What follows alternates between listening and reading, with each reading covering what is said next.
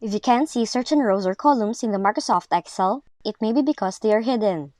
So in this video tutorial, here's a way on how you can unhide rows and columns. So first, launch your Microsoft Excel on your device and open the workbook you're currently working on. Then, select the rows or columns you would like to unhide.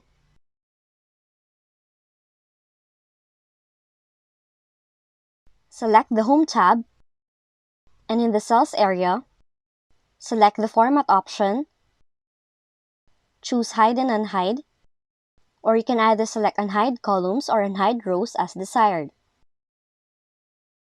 Now after doing that, the column or row should now be unhidden in the Microsoft Excel.